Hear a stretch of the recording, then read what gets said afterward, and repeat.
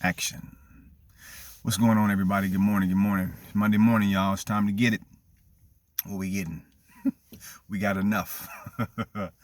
Hey, man. So I just wanted to jump in here. I got a couple of things I really or I think are important in our current situation, and you know, we're always in need of encouragement. I don't necessarily know if this is an encouragement type of message, but it's real talk. I mean, it's some real stuff. But on the topic of encouragement, we encouragement is there to keep us pushing. You know what I mean? To keep us moving. It's so easy to get stagnant. To get stuck in a position for a lot of different reasons, and encouragement is there to keep us moving when we feel stuck. When we feel stuck, when we feel confused, when we feel sick, you know what I mean? When we feel a lot of things that are just like that, limiting in those kind of ways. So whatever encourages you, whatever motivates you and gets you some sun on your face, then go ahead after it. Go. Sometimes you got to pursue it. You know what I mean? You can't wait for it to show up. You got to pursue it too. So stay motivated. So I heard this message yesterday. I don't know if she's a prophetic voice. I'm not sure if she's a pastor. I don't even know her name. I caught it on Facebook, and God had spoken something to me a long time ago. Well, it was from some years ago. It was over maybe about 10 years ago, and I hadn't heard it. I heard it from one other person, and I hadn't heard it from that one other person until 10 years later. Actually about 9 years later, from this lady in her own way. And it's very important, especially, Rising Ground Church, Pastor Jamal, and my lovely wife, LaShandra, we advocate divine flow, being in that collaborative connection, in that communion with God consistently in all things, in all areas. And it's a learned behavior. So this person said yesterday the message was on Moses, and it wasn't even a message on Moses like a message from the Bible, but she was doing a prophetic word, and she used a few scriptures, and Moses was a pretty big point that she was raising, and basically she said when God called Moses, God asked, I need you to do this. I need to use your voice to do and get across with what I want. And Moses, the story, he fought it. You know what I mean? He had fears. He had, stutter, speech problems, among other things. And he was like, can it be something else? And the last thing he said was, please, can you send somebody else to do it? So God is like, okay, I'll you can get your boy Aaron there, and he'll be your mouthpiece. And yet you'll still have the authority. I'll give you the staff, and I'll work through you with the power. But that wasn't God's plan. But because Moses was fearful and scared, and he couldn't see past his perceived limitation, he got the second best thing. And in our mind, we think anything from God is the best thing, and maybe so in one way, but he didn't get God's best. So she goes on to say, she talks about that, and then she says, when God told Moses, he told Moses and Aaron, gather the people together, and they were in need of water, and he said, speak to the rock, and and the water come forth. So when Moses goes over to the rock, of course, the story again. He hits the rock with the staff twice, and the water comes gushing out. So then he goes back, and God's like, well, because you guys were disobedient, you can't go into the promised land. So you got disobedience that yielded a result. And Moses was used to getting a result from the authority that God gave him, with the staff, and however else is done. So he was used to God as usual. He was used to operating with God in this particular way. But here comes this new season, and the specific message was about the new era.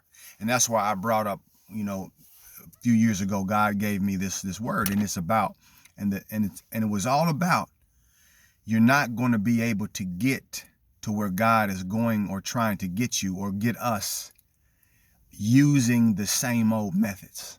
So what it took to get us here to this point is not going to be enough to get us beyond this point.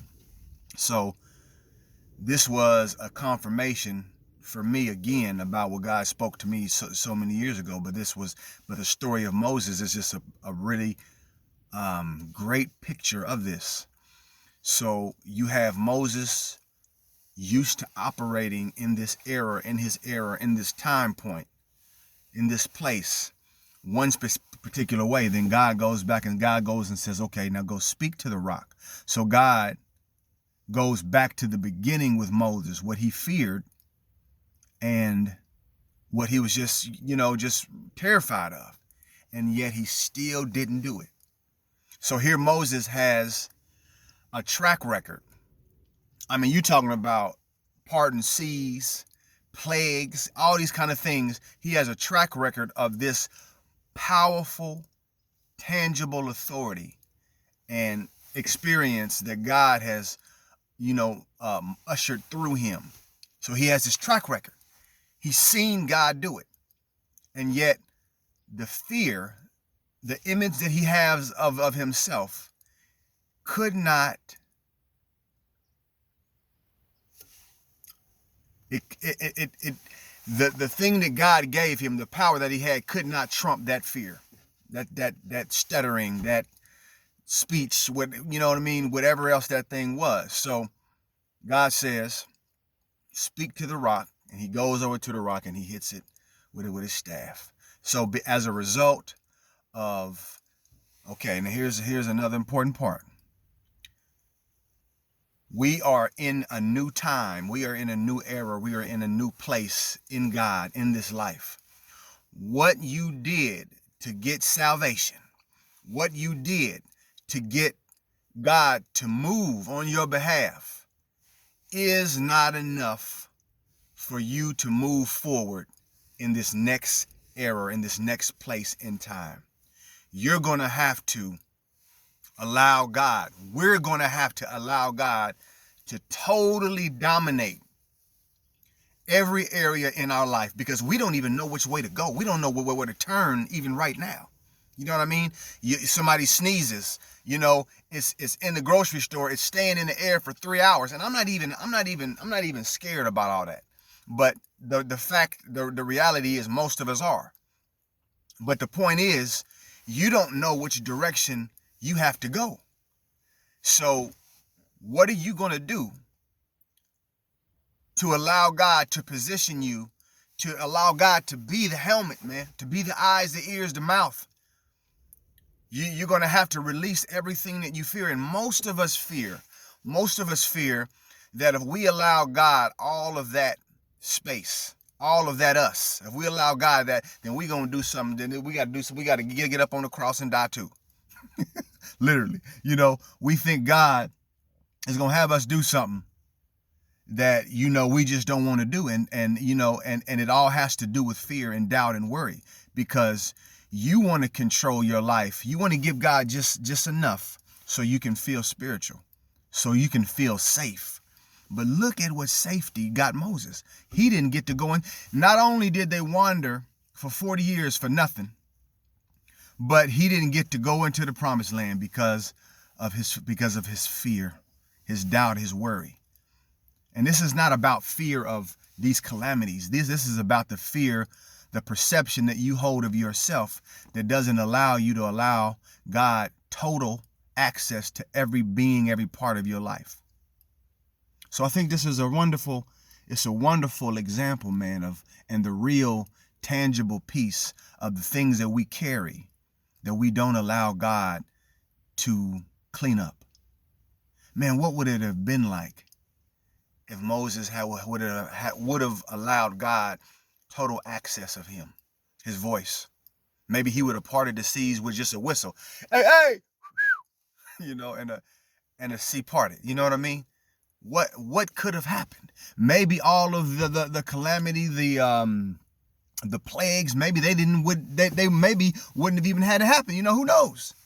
But when you don't allow God to give to every access, every part of you, then you're subject to unnecessary trauma. You're subject to family trauma. People in your family, people that are close to you, are suffering because of your fear, of your worry. And I admit it myself. I get these things in my mind. I'll see these images in my mind, and I know that's how God works. But at the same time, I'll be like, nah, that ain't God. You know what I mean? Because I don't want to feel the possibility of looking stupid or looking silly or people judging me. So, and most of us do it.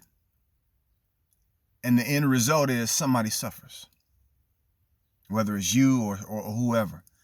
So, man, if you hear anything about this, hear that.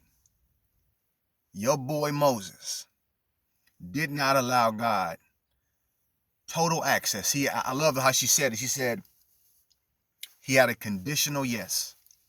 Yeah, Lord, I'll follow you, Lord, but only on this condition. And look at the result. So this is not a sad story. It's not a sad message, but it's definitely an eye-opener.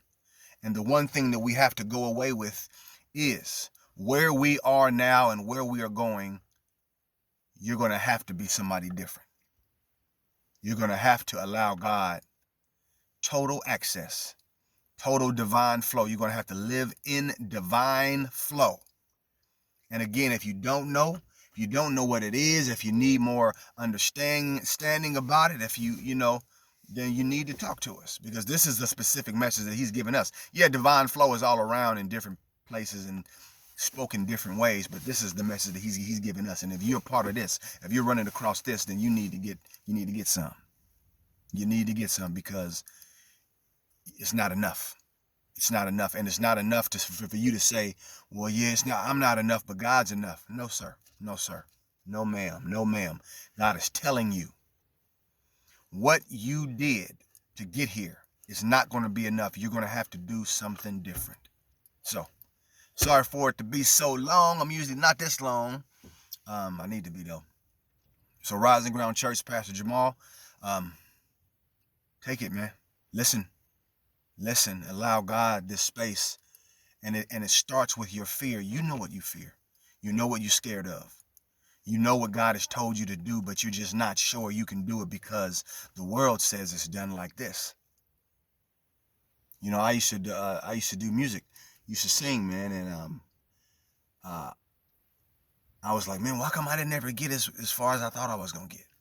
And I think one of the keys is I wasn't willing to go into places because I was afraid, because I wasn't the best singer. I wasn't the best writer. I wasn't the best music producer. So that made me just stay in a place that satisfied me for the moment, but didn't get me where maybe I was supposed to be. Maybe I wasn't. I don't know. But I know that for a fact. I know that fear and lack and limitation and a perceived idea about myself kept me from moving in a particular way. Hope it made sense, man. Love y'all. Talk to you. Peace.